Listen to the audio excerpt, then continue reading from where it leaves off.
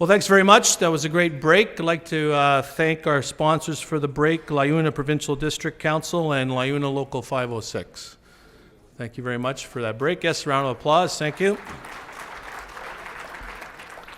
I've also earlier, and I should have issued a disclaimer when when you name people, you run the risk of forgetting somebody. And when I should have made the disclaimer that I apologize if I left anyone off the list, and I didn't do that, but I did forget someone. So I'd like to recognize one of our owners, a big owner and really important for our industry. OPG is here today as well. So thank you very much to Robin and Mark.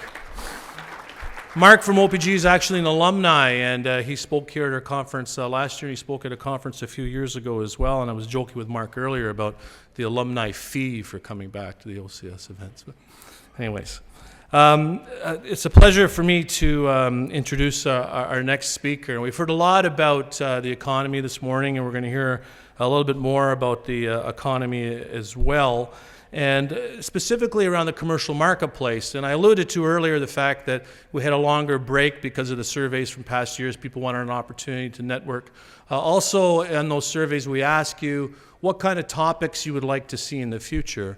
And last year, there was quite a number of those feedback forms indicated that they would like to learn more about the commercial sector, what the opportunities are in the commercial sector. So I encourage you to fill out the surveys. We do pay attention to them. And because of that, we're really pleased to have a focus on this year's event on commercial marketplace and also its relationship to transit infrastructure. And so we've heard also from Derek this morning about how he thinks the commercial marketplace is going to level off. And we'd like to hear from our next speaker to see and hear what his interpretations are of the commercial space. And what are some of the changes that are occurring in the commercial office space, for example? What about urbanization? Years ago, there was a movement. If you go down the 401, there's a movement to the office towers up in Mississauga, some up in the north of the GTA as well. But now we're seeing a reversal of that trend as more of these office towers are coming back to the downtown. Catherine referenced the Sun Life building at 1 York. And so what's happening in the marketplace is kind of dynamic. We're seeing a return to this increased urbanization, more office space in cores of communities. We're also seeing changes in the amount of square footage that are allocated to employees in office buildings. And we're also seeing the changing nature of work, more telecommuting and so on, and people not traditionally going to their office 5 days a week. So what kind of impact does that have on the commercial sector for construction going forward? And here to give us his insights on that is Carl Gomez, who's the chief economist for Bentall Kennedy. He's actually senior vice president and chief economist at Bentall Kennedy. With over 15 years of business and academic experience, Carl provides management and clients with strategic insight into the impact of emerging macroeconomic and capital market forces on real estate investment markets in North America. He is also responsible for leading Bentall Kennedy's Canadian research initiatives, including portfolio and asset management strategy. Please give a warm OCS welcome for Carl Gomez.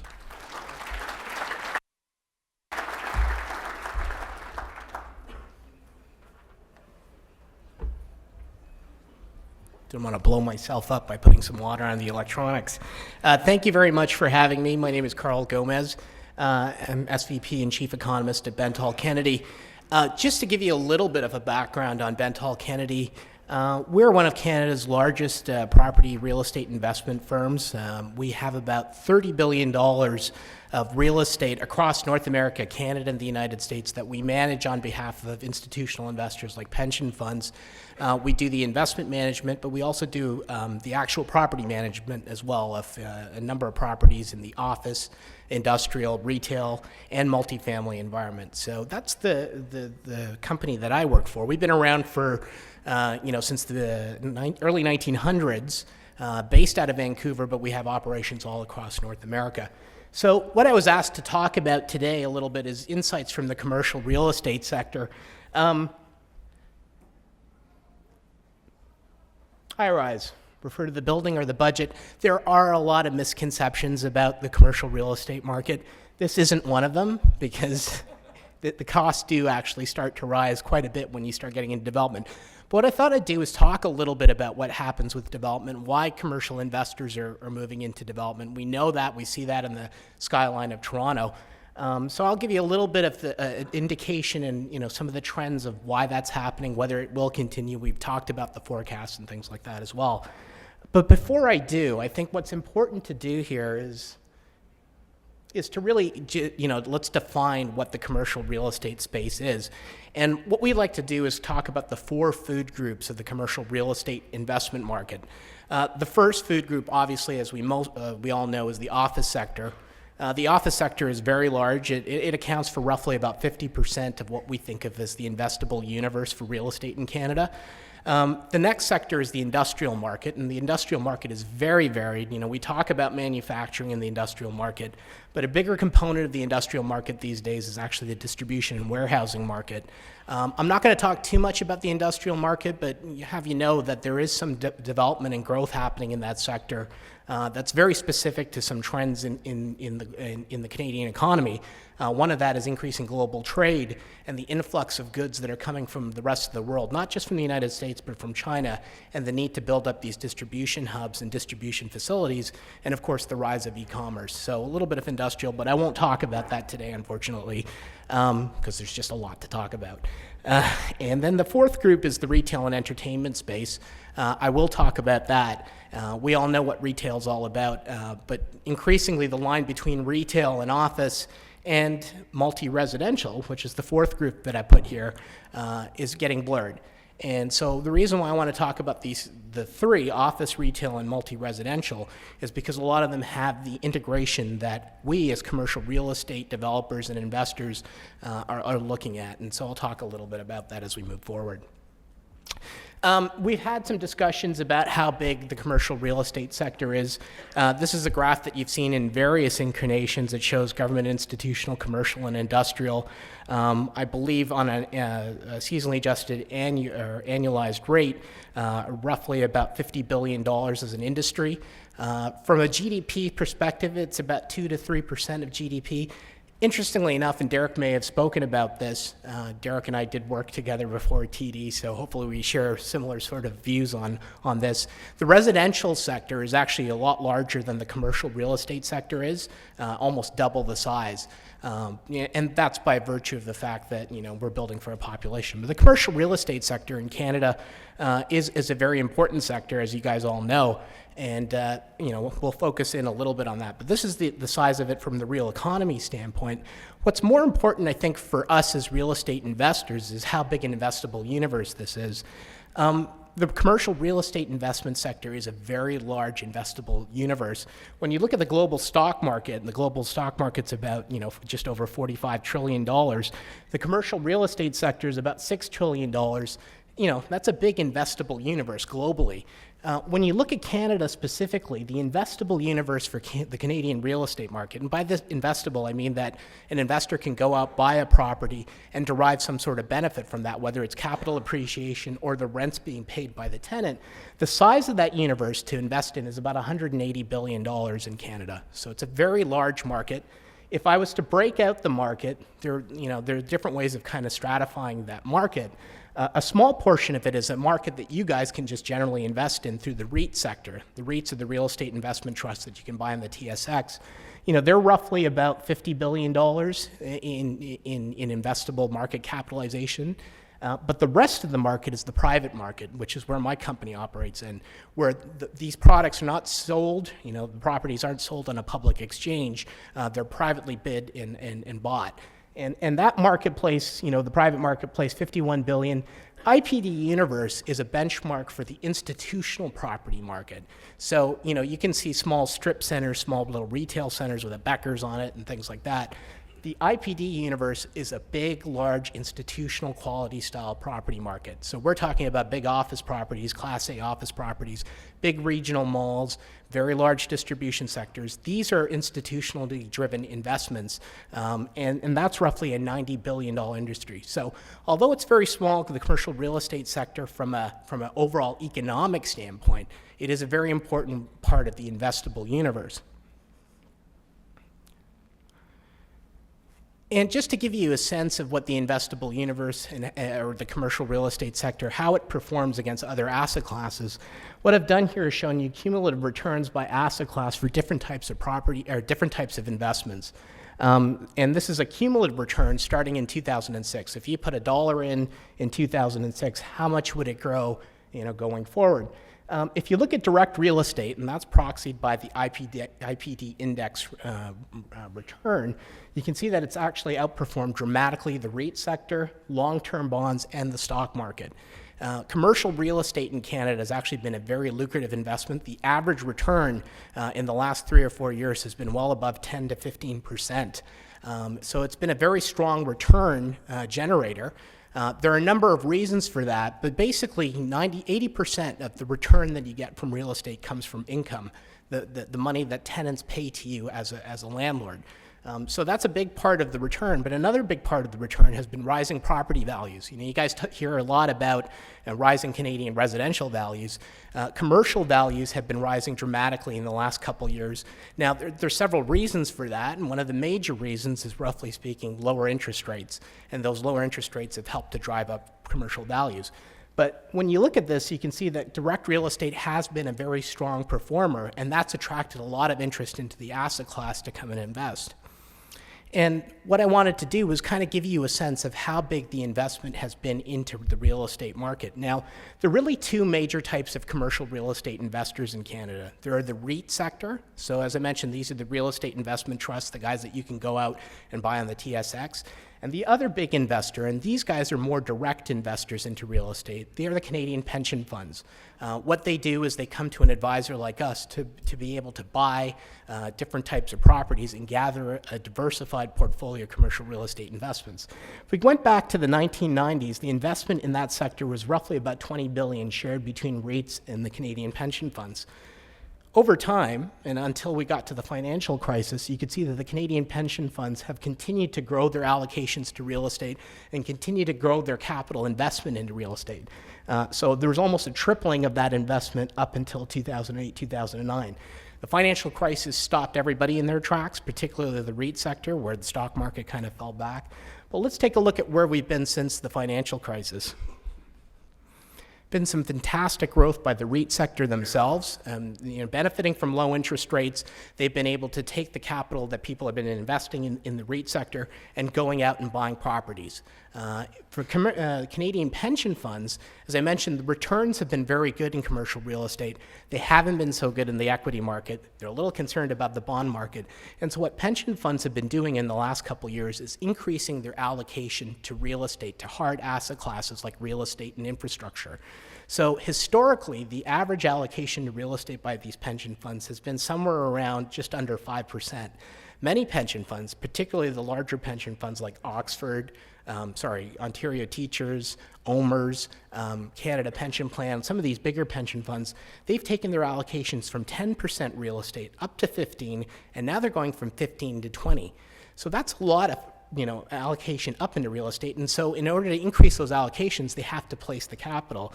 And when you do the back of the envelope sort of calculation about how much capital is on the sidelines for real estate from pension funds in Canada, that's roughly about $30 billion available to invest in real estate. That's a lot of capital.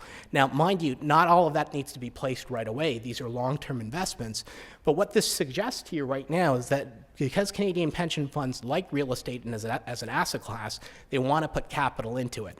And the question will be, how do they put capital into it? And I'll talk about that in a second.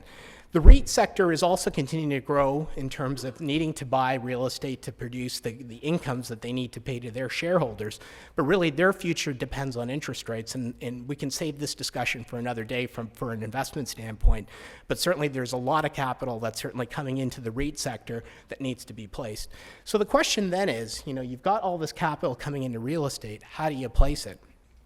Well, there are different ways an investor can think about things, but you really have to think about the two major variables when you're trying to invest, and that's return and risk. And return is a positively related to risk. The more risk you take, generally speaking, the better returns you get.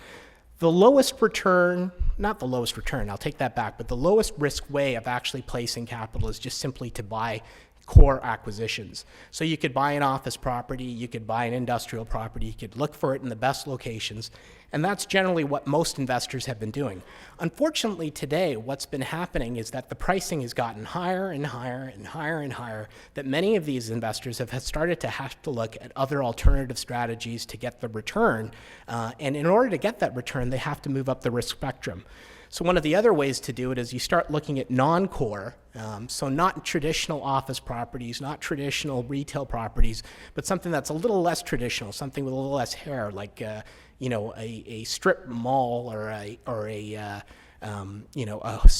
low service hotel somewhere out in the outskirts. These are opportunistic sort of investments that will give you a little bit more yield, but you take on a little bit more risk. A lot of institutional investors don't mind doing this, but it's harder to place big swaths of capital into the market this way. The other way to do it is to simply say, forget about Canada, let's go fishing for opportunities somewhere else in the world. And certainly when you read the paper, big pension funds like CPP are looking at places like China or Australia or Europe or the United States to place capital. That's one way of doing it, but there are risks that are involved with that as well. The last way to place capital, when things start to get pretty expensive and you can't, you start feeling like I'm going to buy an existing property, but there's a lot of work I got to put into it, is, hey, I'm not going to reinvent the wheel here. Why don't I just make a new wheel? And that next move is development. And so what we've seen is with that $30 billion of investment that's coming along, maybe what we can do is actually develop a new property and get higher returns from that. Now, of course, there's a lot of risk involved with this because you're going to be putting up a development, that you don't have tenants in right away. You have to put the costs up front. These developments don't take 1 year to do, they take 2, 3, 4 years. The macroeconomic environment changes in that period of time, so there are some risks. But the way to mitigate risk for many developers is simply to do what many of the pension funds are doing right now by pre-leasing their properties. And so what they've done is they've identified a need to develop properties, but they've got a stable portfolio of office investments, let's say. They own several different towers in the downtown Toronto, and some of their tenants are coming to them saying, look, my old office building right now doesn't provide the needs that I want. It's not efficient. The costs of running it are too high. It's probably not well located. I would be happy to move to a new building if you would actually develop it. And that's exactly what some of the major commercial real estate developers have done. They've identified a need in the marketplace and gone out to be able to say to themselves, we'll put up some towers. So Oxford, who's a big developer downtown Toronto, Cadillac Fairview, big developer, many of them have done this by mitigating by pre-releasing. Now the good news is, and Derek showed you this chart earlier, and I'll show it to you again, is it's easier to start developing when you have an all-time low vacancy rate. So this is the vacancy rate for the Greater Toronto office market, and you can see that the dotted line there is the long-term average. The vacancy rate in Greater Toronto has been well below its long-term average over the last few years. Now, part of that is just simply demand-driven, the sense that we've seen very strong job growth since the financial crisis. Our banks have been very stable. The resource markets have driven tenants into these markets. And so we've had a low vacancy rate. And along with that, we've also seen a rise in rental rates. So that makes the economics of development much more feasible for developers to kind of go and develop. If you compare where you were back in the early 1990s, or the mid-1990s, there was a heck of a lot of supply in the market back then. And the difference back then compared to what was happening today, back then in the early 1990s, many of the developers that were in the market at that period of time were not pension funds. They were not institutional. They were speculative developers. They were corporate developers. They didn't go out and pre-lease towers. They just decided, look, I'm going to take out some debt and build up a tower and make some good returns. The recession hit in 1991 and blew them away, and you had about a 16% vacancy rate. That took almost a good decade to kind of work itself off. Then, of course, we had the tech bubble, and we built up some new stuff down in the suburbs, and then it takes some time to kind of work its way out after the tech bubble. So you can see that the commercial real estate market is pretty volatile. It moves in a cycle. But where we are today really opens up an opportunity for developers to go out there and build, and that's why we're seeing some building happening. Now, where has the distribution of the GT office market been? I'm going to give you a little bit of a historical lesson to kind of show you where development in the office market has been in the GTA. This is where most of the development has been back in the 1950s, and you can see that it was clustered in the downtown core, as you would expect. Most of the development was catering to the downtown tenants that were there. And if we advance up, another 30 years, and the light pink area there is basically transit lines, the subway line, you can see that development clustered around the transit lines, but you could also start to see that development started moving further and further away from the core. As businesses started gravitating to cheaper cost areas, you had developers start to develop further out. And then if we advance up a little bit more, 1999, you can really see the sprawl, that most of the development that happened for the office market really started to move out into the suburban areas of the country. So there was a lot, of the GTA. So there is a lot of sprawl that started to develop in the GTA in terms of office development. But really all this was following demand. Demand was starting to migrate out that direction. And we were having a discussion about investment in infrastructure. And between that period of time, there wasn't a heck of a lot of investment in trains, in transit. And so as companies started moving out to the burbs and people started moving out there to work and development started happening, guess what happened to the roadways? Really congested as people started to sprawl. So that's kind of where we are over that last period of time. If you want to take a look at where we are today, 2010, still clustered in the downtown core, but really you can see those hot spots out in the burbs sprawling out in terms of office development. So, the distribution is basically 44% downtown, but, just about 56% of that is out in the burbs as well. So if we look at it from a historical standpoint, the blue area here is the suburban municipalities, and you can see that it really dominated development over the 1990s and into the 2000s, because that's where demand has been. But where are we today? And I think this graph kind of is interesting because it shows you where all the development is. And roughly about 6 million square feet, or about 15% of the entire downtown Toronto inventory, is being developed right now as we speak. And roughly speaking, if you look at anticipated construction, that could get you up to closer to 8 million square feet, all in the downtown core. If you look at what's happening in the suburban markets, however, there's been very little construction going on. So there's almost been a complete reversal in terms of where development is starting to happen. There's really been a movement back to the core. But when I say the core, it's not actually the core, it's the south core. So here's a little map, and you can orient yourself by looking at where Union is. And if you look at where the development is going, most of the new development, all these towers that are coming up, are all in what's called the South Financial Core. And that's roughly about, when you put this all together, roughly about 4 million square feet. So really there's been this huge move back into the core for development and for demand. And the question is, why has that happened? Well, a big reason is just looking at the office dynamics themselves. If we kind of look at office occupancy in the GTA and really decompress from an overview level into a sub-regional level where the demand has been, you can see that the downtown, midtown, and north have all seen very strong occupancy levels, whereas the west, the suburban regions, after the financial crisis and the US recession, you really haven't seen the occupancy pick up in those markets. So it really has been a demand-driven story. And ultimately, factors driving demand include the economic trends, industry trends, demographics, transportation issues, urban planning. So really, there are some major fundamental factors that are driving demand into the downtown core. The principal reason is just simply movement of people and businesses into the core. And part of the reason why is because of the transit issues that you're dealing with, trying to get out to the burbs, to bring people back and forth, has become so difficult that companies don't want to deal with that anymore. So really, this is one of the fundamental reasons why we started to see movement back into the downtown areas. Now, there are lots of more people living in the downtown markets, and what I've done here is decomposed up in the different regions where the growth in population has been. As much as there have been a lot of young people moving to the downtown core, and the graph on the right here shows you the percentage of population aged 20 to 39, the echo boomers moving downtown, the suburban markets are still seeing lots of people moving in as well. So we can't discount completely the fact that the suburbs are still growing, and they're still growing actually faster than the downtown markets. It's just that the downtown markets are picking up more people than they have in the last few years as a reflection of demographics and a few other things that we talked about.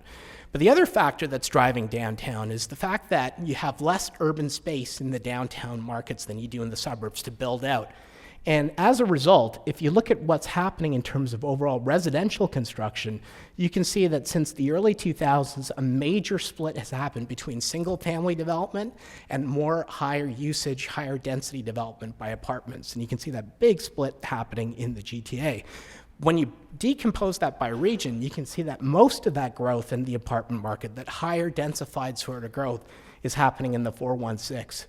It's tremendous sort of densification happening downtown. So all the people that are moving downtown are generally moving mostly into high-rise condos, things like that. Whereas in the suburbs, it still is primarily a single-family market, but we are seeing some condo development happening there. So with that increasing population density, what generally happens as you have population, and this is the other asset class that I was talking about, the office market, kind of hard to see here, but what's interesting is when you look at retail and retail development, retail generally follows the rooftops. So where population grows, you see the retail starting to come up. So it's no surprise that through the 1990s and early 2000s, as the suburbs were growing so quickly, we saw a lot of power center development happening out in the suburbs to cater to those populations. But as I mentioned, we're seeing a return now to the core, a little bit more urban environment. You need retail there. And increasingly, what you're going to start to hear as the mantra for development or for retail is that retail not only just follows rooftops, but it's now also following elevators too. So you got to get the retail in there as well. So in general, we've had this movement back to the urban area, back to the city, and this is a big function about where we're talking about in terms of development. This is not just a Toronto phenomenon, it's a global phenomenon. The old model for cities used to be a traditional industrial economic base based on limiting unemployment, attracting some foreign investment. You build up these urban industrial park zones. Mobility is just only about movement of goods and people. That was the old model that a place like Detroit used to use. And you know what's happened to Detroit in terms of where things have gone. In contrast, the model today for many cities is all about the digital economy, the green economy, globalization, attracting talent, and the urban environment itself is all about building up mixed, vibrant local zones, live, work, and play, if you can call it that. And there's a mobility of ideas, a sustainable mobility. That model is really by cities like New York, London, bigger cities.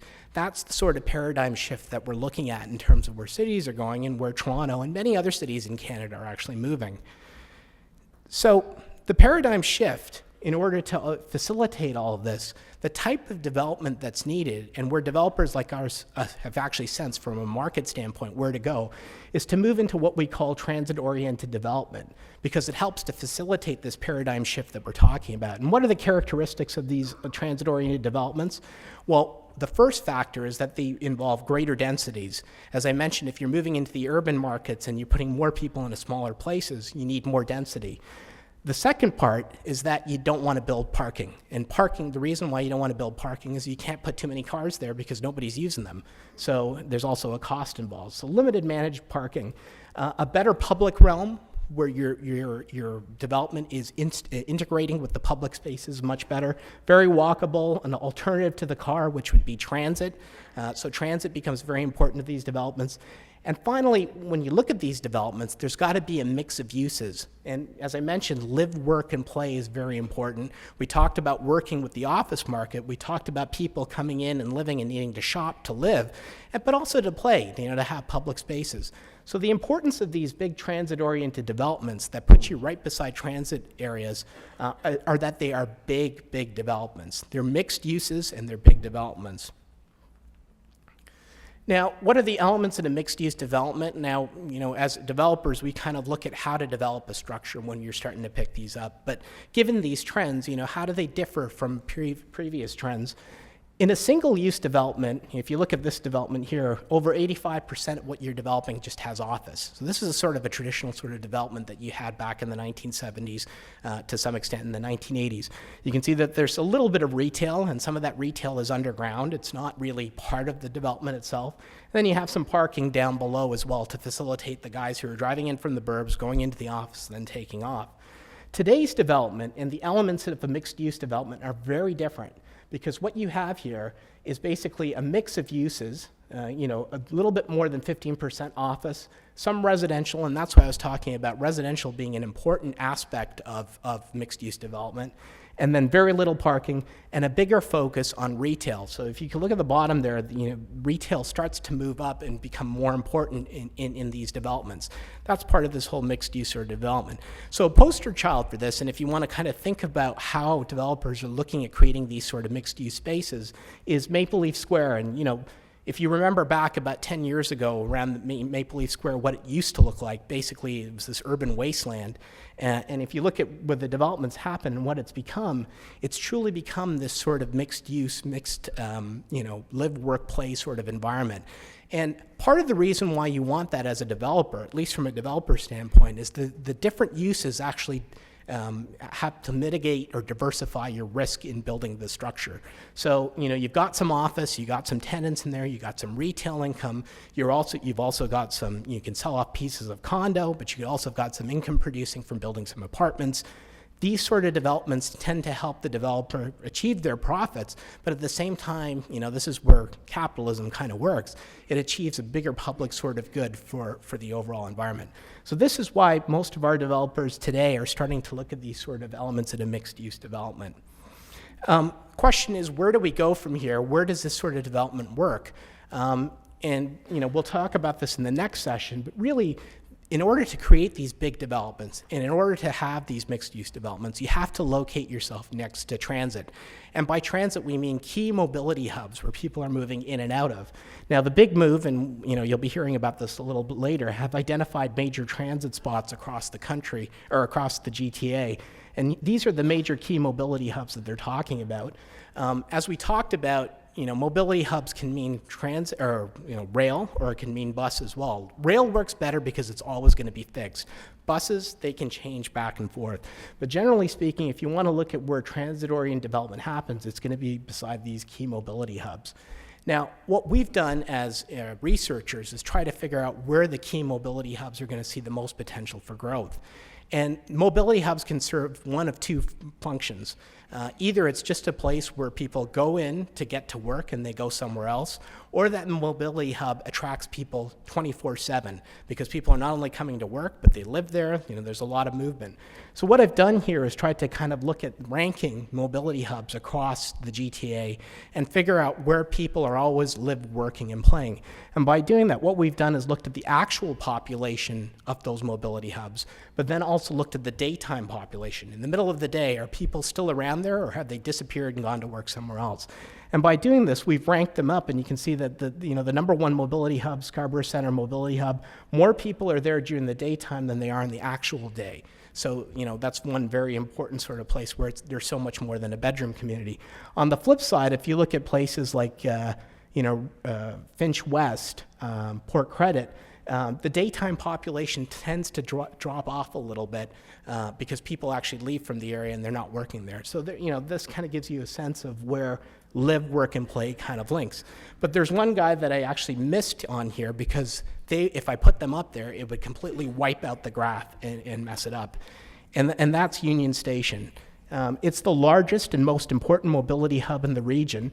When you look at the local population, at the number of people that are living within a 0.8 kilometer radius around Union Station, it's about 16,000 people. However, the daytime population, the number of people that are there during the daytime, 230,000 people.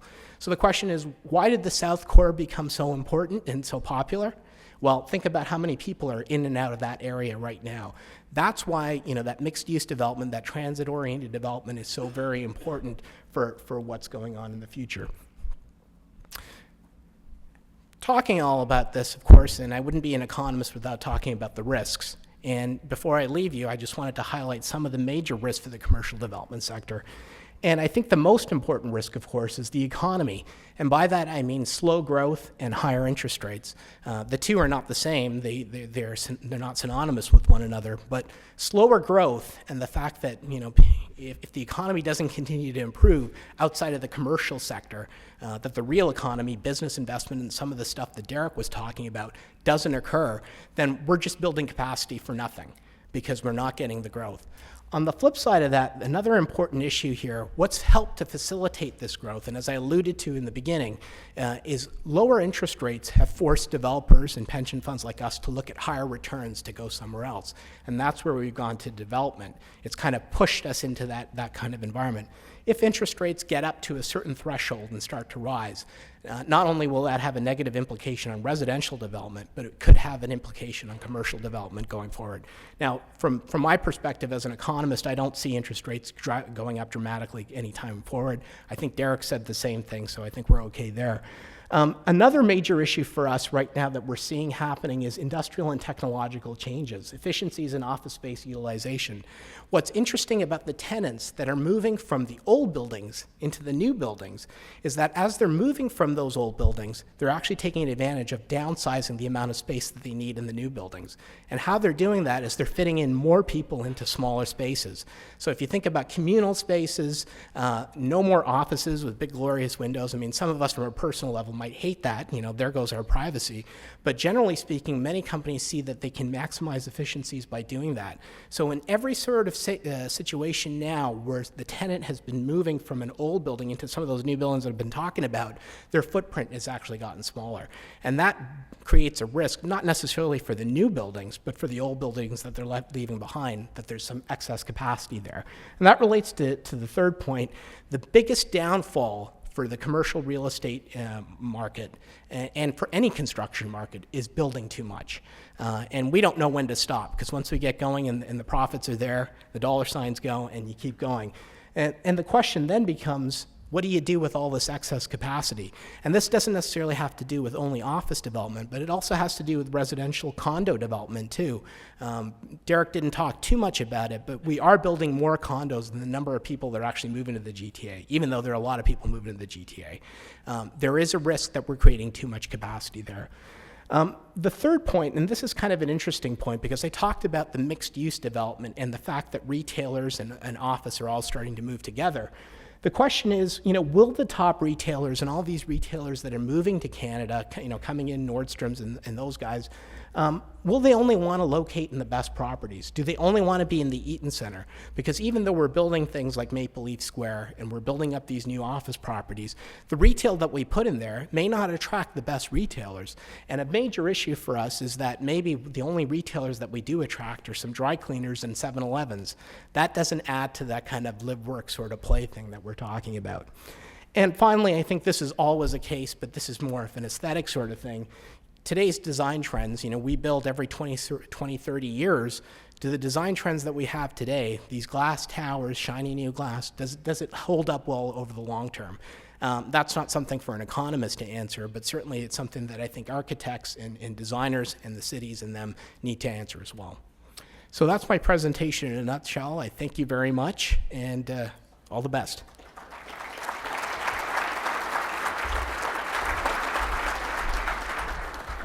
Thank you very much, Carl. Really appreciate that overview and sophisticated overview, I might say, of the commercial marketplace in Ontario. Do we have any questions? We have a couple mics on the floor.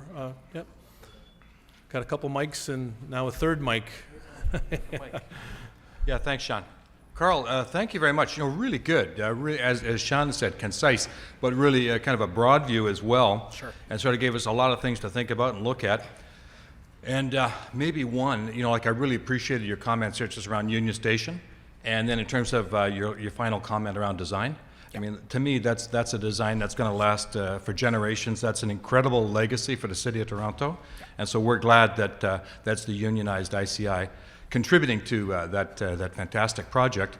And I don't want to take anything away from our next speaker, but I did want to ask you a question specific to transit development and then commercial and residential development. So what we have right now is a potential for the downtown relief line. I see that Metrolinx has bumped that up. As a land developer, with Bentall and Economist, what are your thoughts about the impact of that specific project to the downtown core, and is it needed, and what are your thoughts about that project? I think a relief line, for anybody who's ever taken the lines at the rush hour, knows that relief is necessary. So having the right relief line, but where it goes is obviously very important. I don't want to talk about the politics behind that, because I think there is some politics behind it. But it's very important. I mean, our transit system in downtown Toronto, I have to say, is unworkable for a big city. You can't go from east to west very concisely. During rush hour, north and south becomes a major mess. You can't move people to where they need to be. The economy falls apart, and basically your productivity falls apart. So I think it's very important. We as developers need to know exactly where those relief lines are going to go, how they're going to go up, because we will build around that and absolutely look around it. They're important sort of junctures. But in the meantime, that's not to say that we're not looking at every single transit stop to kind of assess whether you need to be there or not.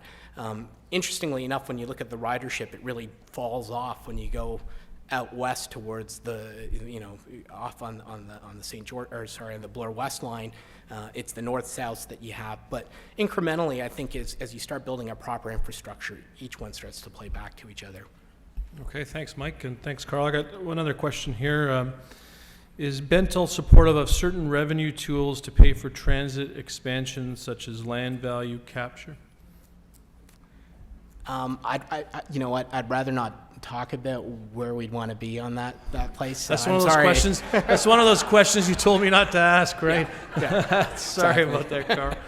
How about general revenue? Like the provincial government has come up with some ideas for increased taxes and so on for increasing their ability to expend on transit infrastructure. What do you think of those ideas generally? And I remember this in my days in TDI. There's no silver bullet. Right.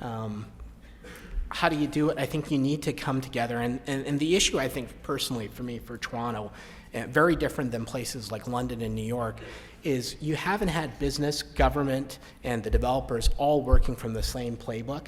There has to be some sort of organization that brings these key stakeholders together to start thinking about things and funding things from the right capacity that way. Okay. The leadership, I think, is lacking to some extent that way. And if you look at what's happened in London and New York, industry and the developers have all played important roles in helping the governments and the planners move forward in that direction. I really think that's an issue that's lacking in Toronto that needs a lot more work, and there are groups out there that are doing it, but certainly I think you could come up with an equitable sort of funding device and opportunities to provide that.